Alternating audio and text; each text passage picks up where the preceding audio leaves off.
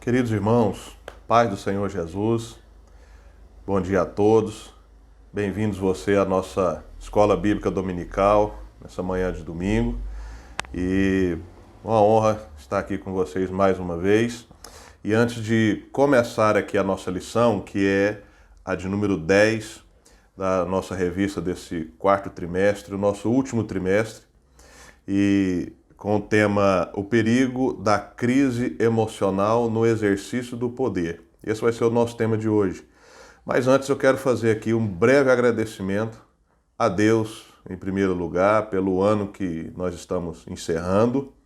E também quero agradecer a você que sempre nos acompanhou na nossa EBD, agradecer a nossa liderança da igreja, a Igreja Assembleia de Deus, AD Trindade Central, na pessoa do pastor Benjamin, e também agradecer ao nosso superintendente, pastor Jairo Garcia, e todos os professores que com tanto esmero esse ano de 2020 estiveram aí dando o seu melhor nesse novo formato da nossa escola, se adaptando e, como diz o nosso pastor, se reinventando. Mas Deus, Ele nos abençoou e por isso nós temos motivos para agradecer ao Senhor. Então, louvado seja Deus por estarmos aqui na nossa última revista do ano e já quase encerrando também essa revista. Vejamos aqui, meus irmãos, que o tema que nós estamos falando aqui, ele trata da importância da palavra de Deus para o bem-estar do ser humano, com orientações e princípios bíblicos na busca e preservação da saúde integral, né? E hoje, como eu já disse, nós vamos falar sobre o perigo da crise emocional no exercício do poder. O que vem a ser isso?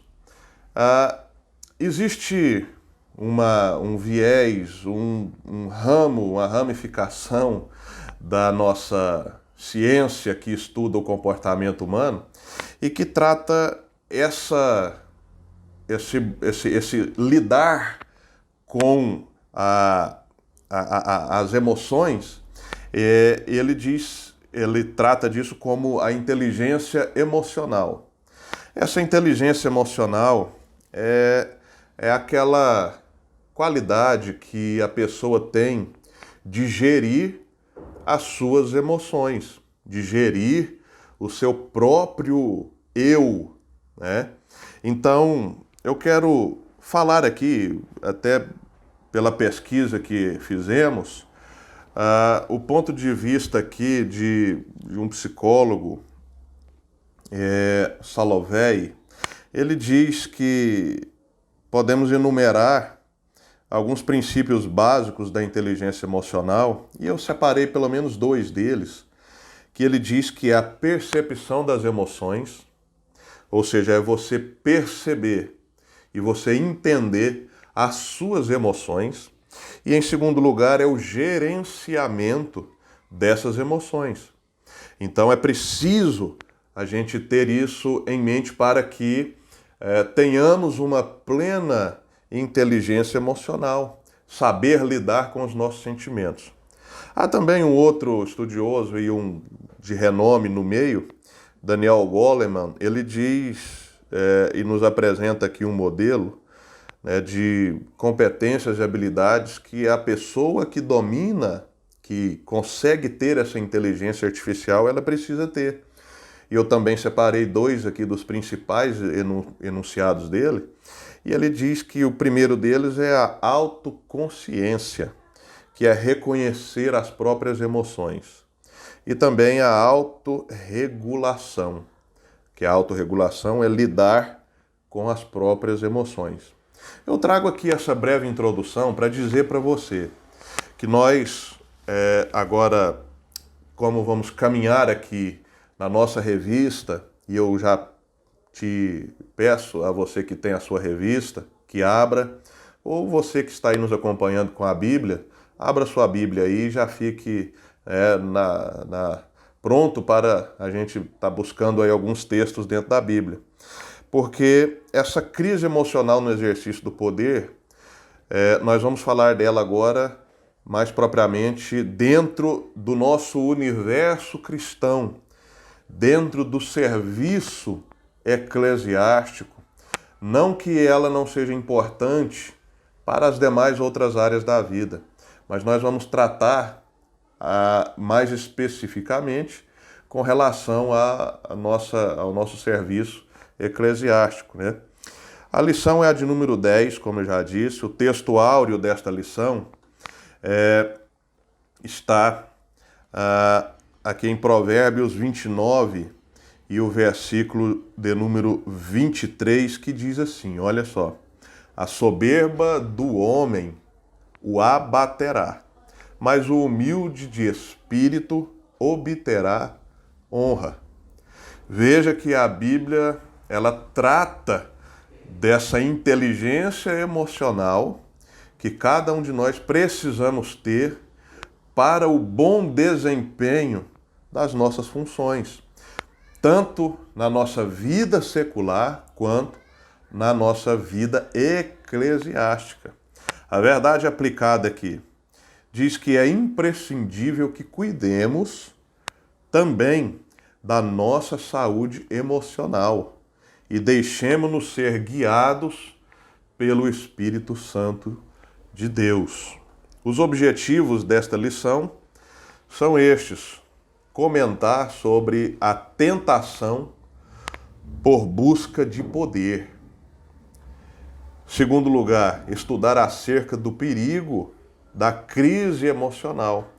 E em terceiro lugar, é falar sobre a crise emocional e a inversão de valores. O texto de referência está na carta que Paulo escreve aos Filipenses, capítulo de número 2, os versículos 5, 6, 7, 8, 9 e 10. Se você puder abrir sua Bíblia aí, diz assim, olha: de sorte que haja em vós mesmos, de sorte que haja em vós o mesmo sentimento que houve também em Cristo Jesus. Veja bem, Paulo está exortando-nos a ter os mesmos sentimentos que estiveram em Cristo Jesus. Versículo 6, que sendo em forma de Deus, não teve por usurpação ser igual a Deus, mas aniquilou-se a si mesmo, tomando a forma de servo, fazendo-se semelhante aos homens. E achado na forma de homem, humilhou-se a si mesmo, sendo obediente até a morte e morte de cruz. Pelo que também Deus o exaltou soberanamente e lhe deu um nome, que é sobre todo nome, para que ao nome de Jesus se dobre todo o joelho dos que estão no céu, na terra e debaixo da terra. Amém, meus irmãos? Texto lindo, maravilhoso. E aqui já nos dá o exemplo, de sorte que haja em mim e em você o mesmo sentimento que houve em Cristo, que ocupando uma função, mesmo sendo Deus aqui na terra, não usurpou, da sua obediência, do seu serviço, por causa daquilo que ele era.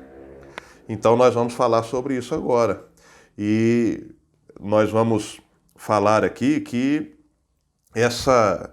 já introduzindo aqui, que essa nossa lição aqui a gente vai abordar sobre a crise emocional gerada no exercício do poder e falar que é preciso ter cuidado com as investidas do maligno, porque o diabo usa essa área e como ele usa essa área e afeta principalmente a liderança da igreja, E ele atua nessa área e nós precisamos ter muita atenção com a nossa saúde emocional, E, como já dissemos antes, viver segundo o Espírito Santo, guiados por ele, O tópico 1 aí fala sobre a tentação por busca de poder.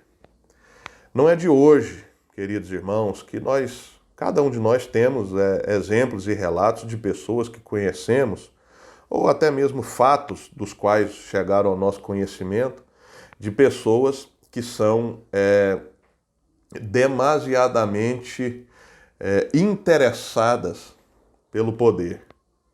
E não só na vida secular, como no emprego, como na escola, nas relações interpessoais, dentre tantas outras, mas também na nossa vida eclesiástica. Né? E o significado desse poder, ele indica, preste bem atenção nisso, esse significado indica o poder, né, o direito de alguém em deliberar, tomar decisões, decidir e mandar. Mandar.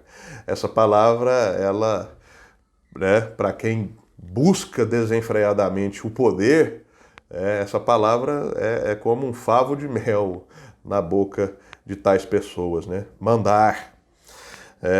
Também nós podemos falar que ela é a faculdade de exercer autoridade, domínio e influência sobre alguém ou sobre um povo.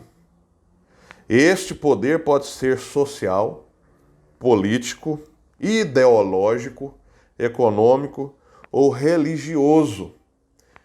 Então, meus irmãos, vocês que nos acompanham, aqui a gente precisa entender que o homem, ele busca, ele sempre tem essa busca por poder. Não que isso seja errado, né? Não que buscar poder e conquistar as coisas seja errado, mas o problema é a forma como buscamos o poder, a forma como nos mantemos no poder, ou a forma como nós tratamos os que exercem poder sobre nós. Então não é de fato ter poder que é o problema, mas é esse poder, o que é que ele influencia na sua inteligência emocional, né? Na minha inteligência emocional. Porque tem gente que não sabe lidar com isso e que busca desenfreadamente o poder a qualquer custo. E para isso, né, existem pessoas que, nesse afã de conseguir atender o seu desejo, usa de meios inescrupulosos, de meios tais como a mentira, a calúnia, a manipulação e de tantos outros meios insidiosos. E olha só o que a palavra do Senhor diz aqui, ó.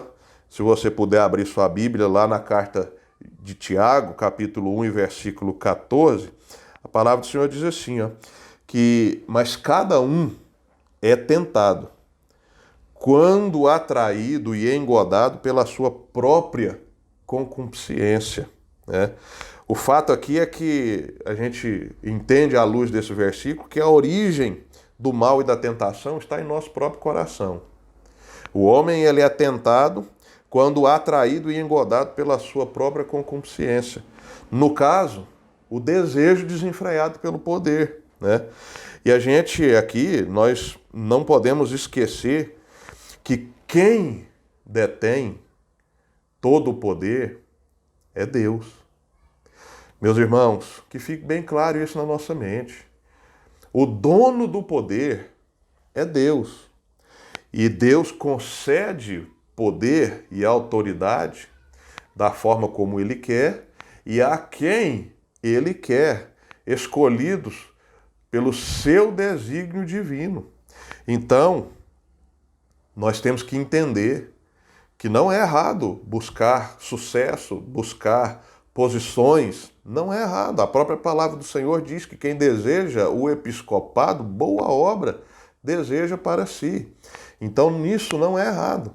Mas a questão é como é que nós estamos buscando obter esse poder, né? Nós somos somente designados, chamados, intitulados, qualificados por Deus, mas o poder continua sendo de Deus, né? Veja o que é que João Batista respondeu aqui no Evangelho de João, capítulo 3, versículo 27. Ele disse assim, ó, e João respondeu e disse: o homem não pode receber coisa alguma se não lhe for dada do céu. Nós não podemos receber nada se não nos for dado diretamente do céu. Então essa questão de poder, irmãos, a gente tem que ter consciência, olha, e se talvez eu esteja falando aqui, se você se identifica com esse problema, se você tem problemas em dominar o seu anseio pelo poder, se você se sente prejudicado ou prejudicada por isso, preste bem atenção no que a palavra do Senhor diz, descanse o seu coração e a sua alma, porque todo o poder é dado dos céus. E se Deus não nos der, nada teremos. Então, não depende de mim e de você, né? Não depende exclusivamente de nós. Depende de um preparo, passa por uma situação de oportunidade, mas Deus dá a quem Ele quer. Então, meus queridos, a gente precisa ter isso em mente. O tópico 1.1 da nossa revista diz que somente Deus é onipotente. Veja só o que o salmista Davi afirma aqui. Que uma coisa disse Deus, 2 vezes a ouvir, que o poder pertence a Deus. Salmo 62 e o verso 11. Né? Isso aqui é lindo demais, porque somente Deus é onipotente. Ele que é o único todo-poderoso e é Ele quem possui controle sobre todas as coisas. Olha só o que o texto de Isaías 43 e 13 diz. Que desde os dias mais antigos eu o sou. Não há quem possa livrar alguém da minha mão. Agindo eu, quem pode o desfazer? Então, todo o poder. Deus é onipotente. Em se tratando de poder, quem concede esse poder é Deus. O Salmo 33 e o verso 6. Deixa eu ler mais essa referência bíblica com vocês. Diz assim, olha, pela palavra do Senhor foram feitos céus e todo o exército deles pelo Espírito da sua boca. Veja como é que Deus é onipotente.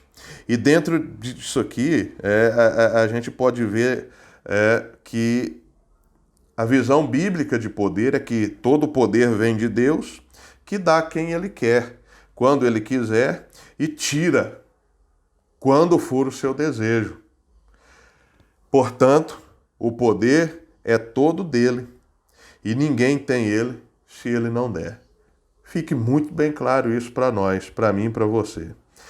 Tópico, ponto 1.2, o poder absoluto dado a Jesus.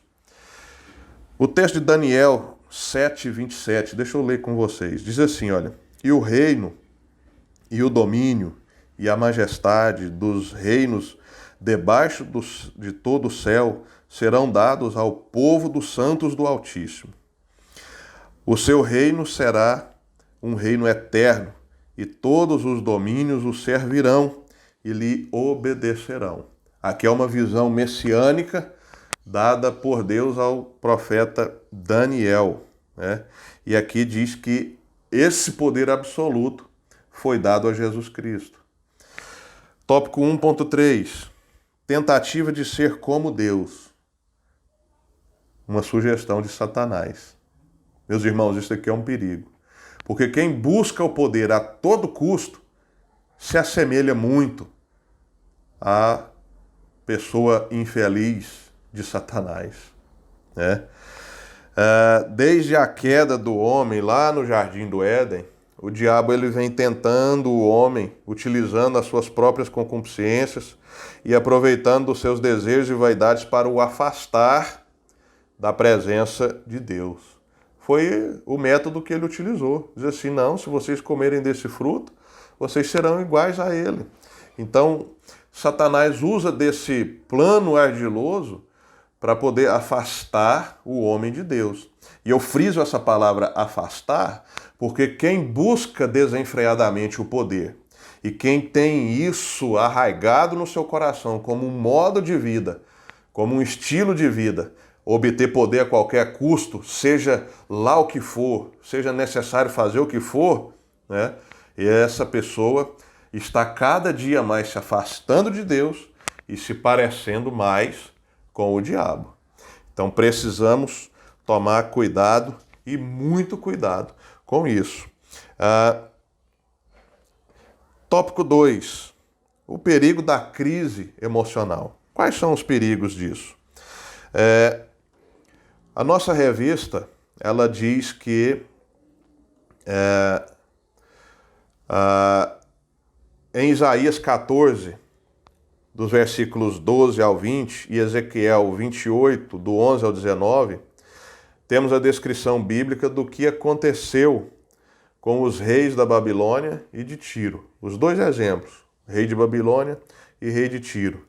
E o nosso comentarista, ele diz aqui que ele se sente na obrigação de dizer que originalmente esses textos proféticos serviam ao propósito de transmitir uma mensagem à sociedade, no qual foram produzidos e alertar que este mal quer dominar os que estão no poder.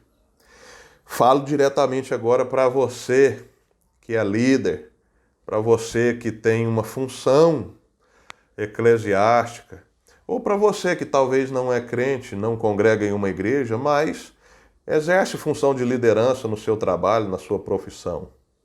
Precisamos estar também atentos a isso, porque há um perigo enorme com relação a isso. E o tópico 2.1 diz e fala aqui a respeito da síndrome em torno das lideranças. A síndrome em torno das lideranças. Deixa eu ler um texto com vocês aqui. Mateus, capítulo 7, a partir do verso de número 15 até o 20, diz assim a palavra do Senhor. Jesus afirmando: cuidado com os falsos profetas.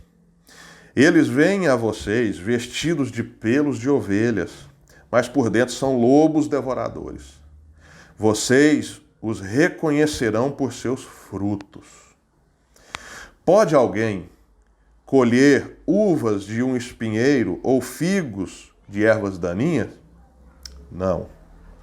Semelhantemente, toda árvore boa dá frutos bons, mas a árvore ruim dá frutos ruins. A árvore boa não pode dar frutos ruins, nem a árvore ruim pode dar frutos bons. Todavia, a árvore que não produz bons frutos é cortada e lançada ao fogo. Assim, pelos seus frutos, vocês o reconhecerão.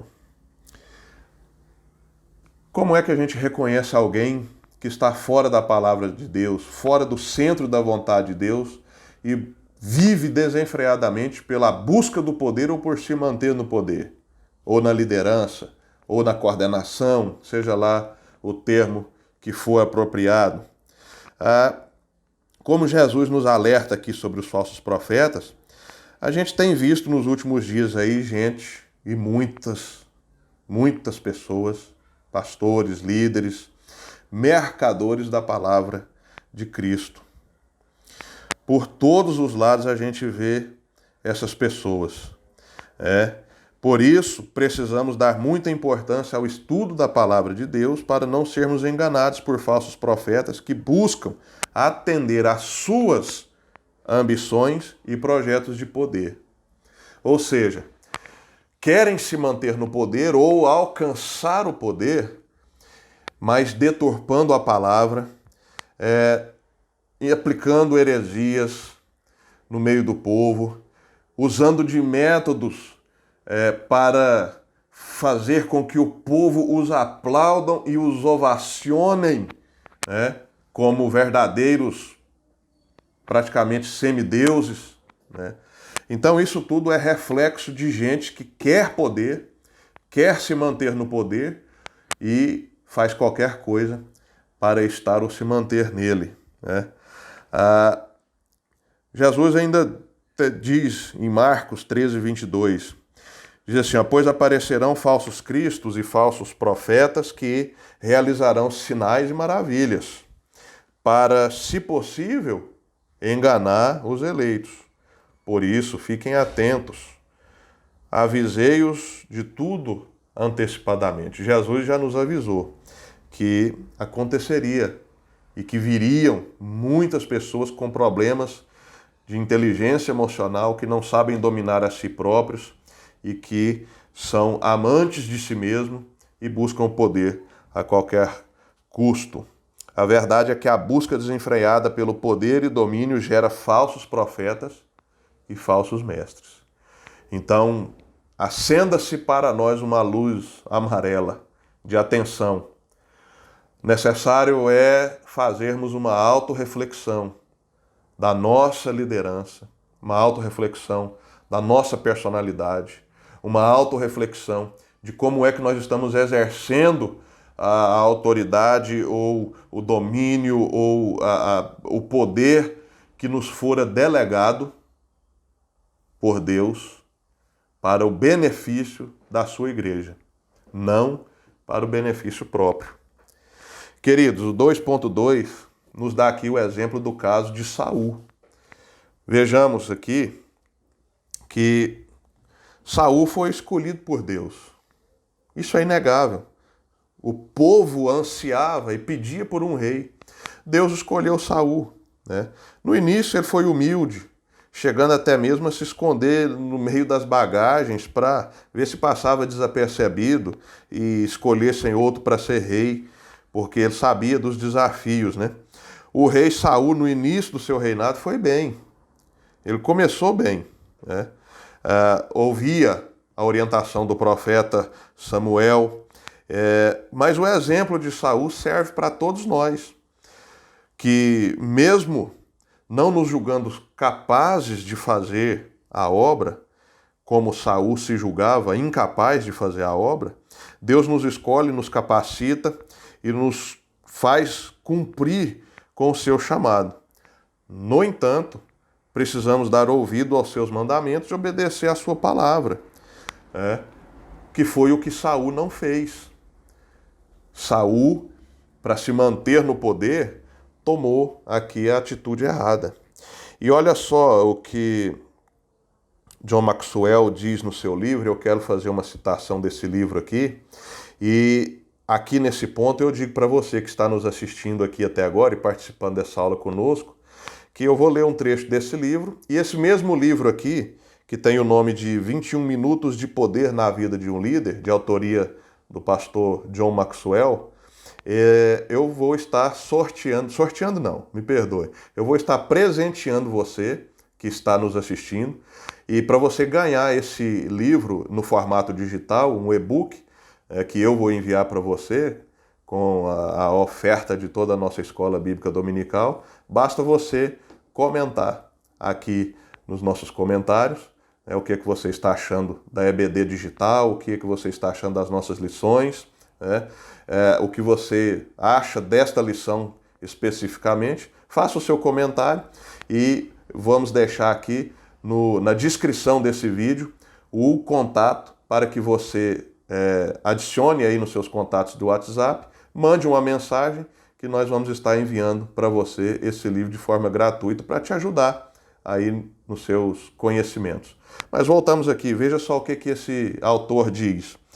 Ele diz assim, que Saul recebeu a unção de Deus, assumiu a posição de rei e tinha potencial.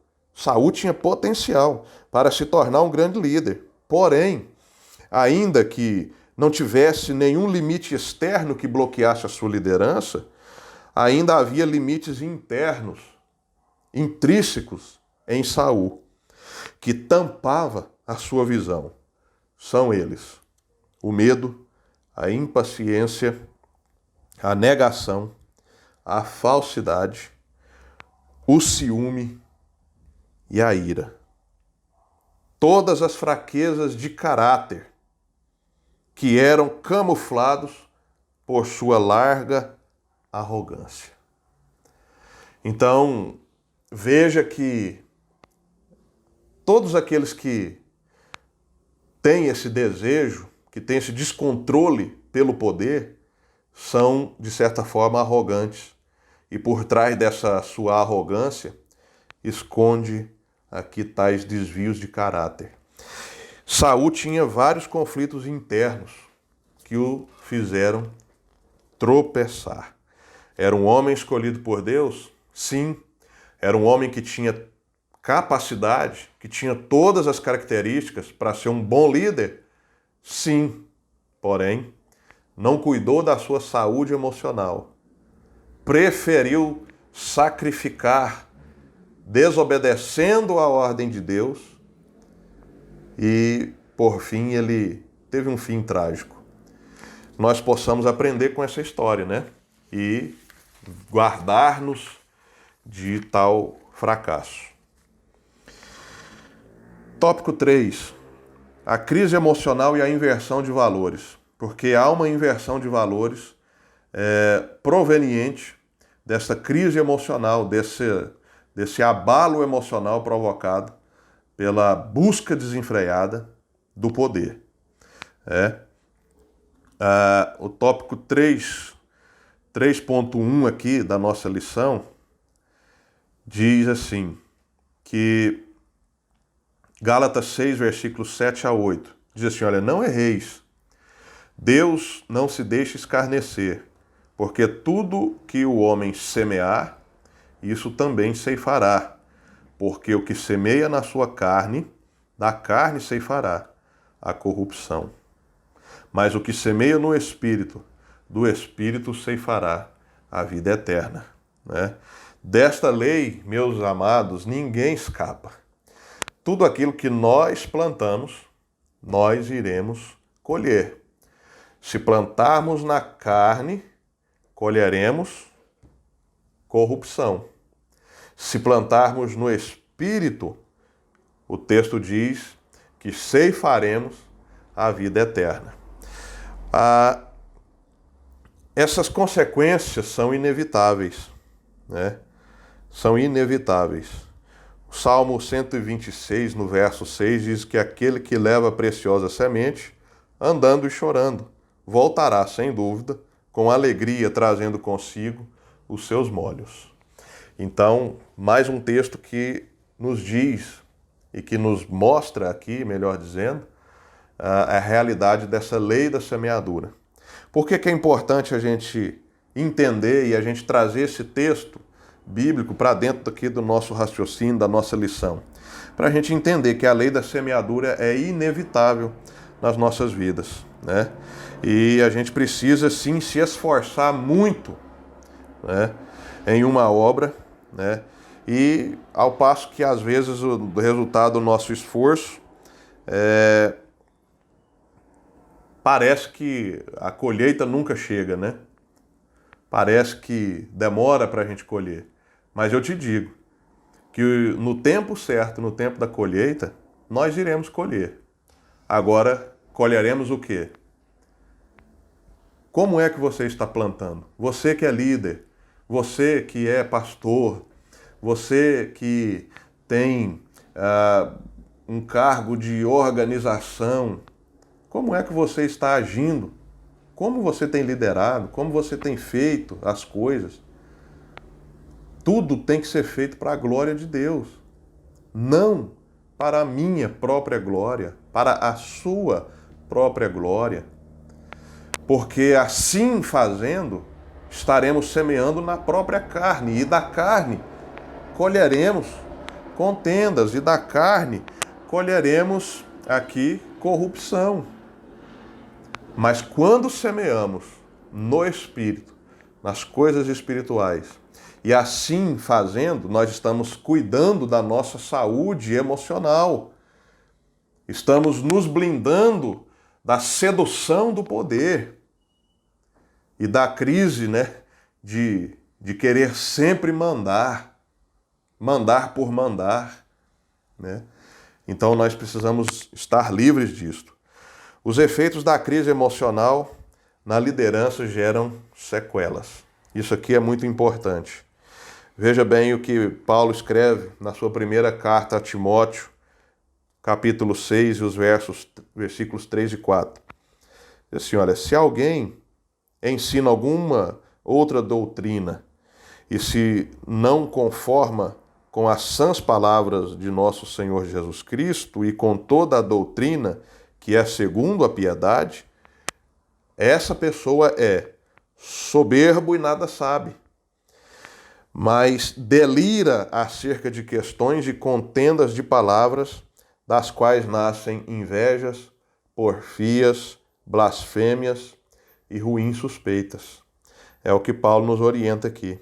Ele diz que se alguém se desvirtua disso, as consequências são essas: invejas, porfias, blasfêmias, ruins suspeitas, uma liderança que ninguém gosta, uma liderança que afasta os seus liderados, uma liderança que faz sofrer toda uma comunidade, todo um povo, toda uma igreja. Então, essa crise emocional de liderança, ela gera, sim, efeitos, sequelas, não só na vida de quem as pratica, mas também na vida de todos aqueles que estão debaixo da liderança desse mau líder, assim podemos dizer. Tópico 3.3, que a falta de saúde e equilíbrio emocional prejudica, e muito, o vocacionado.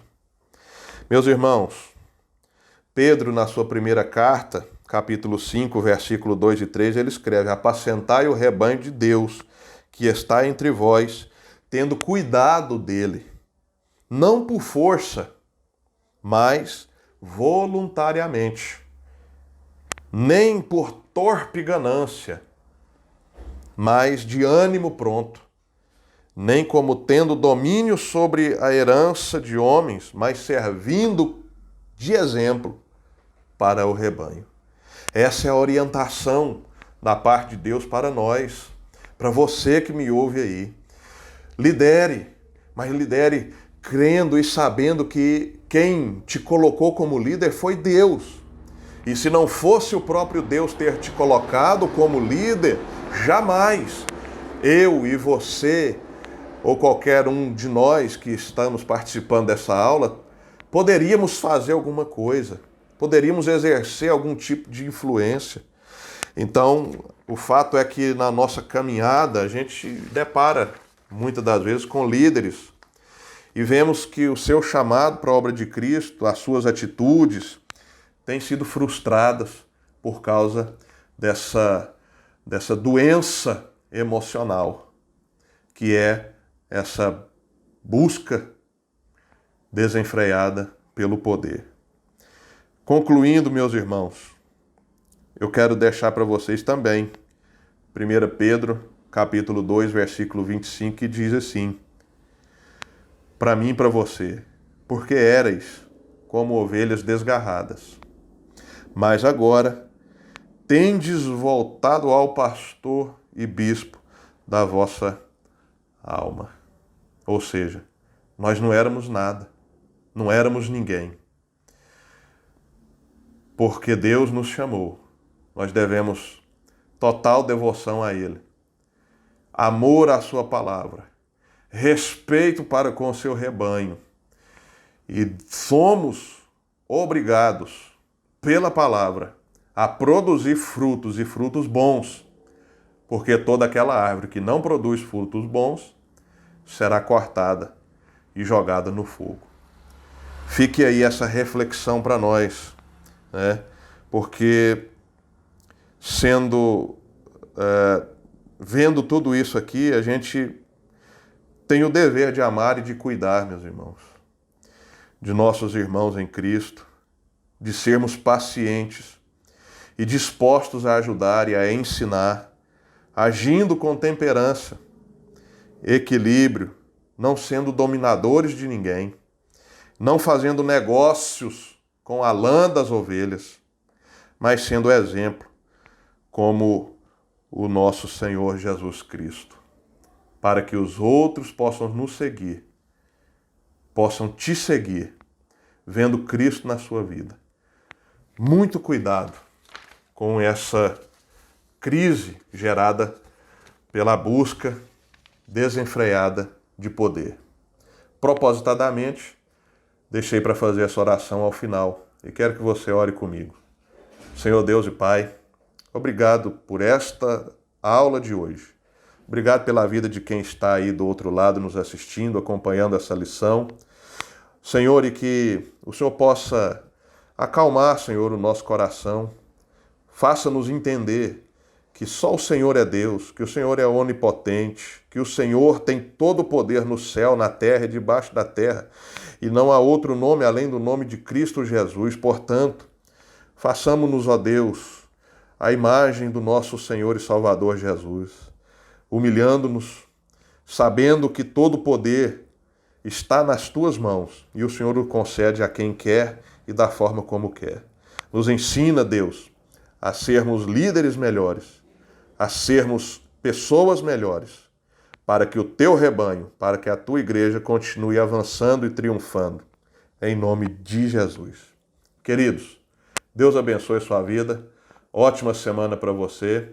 E fica aqui o meu abraço, meus agradecimentos uma vez mais, porque agora só nos encontraremos em 2021. Boas festas, bom final de ano para você e que Deus te abençoe de uma forma extraordinária.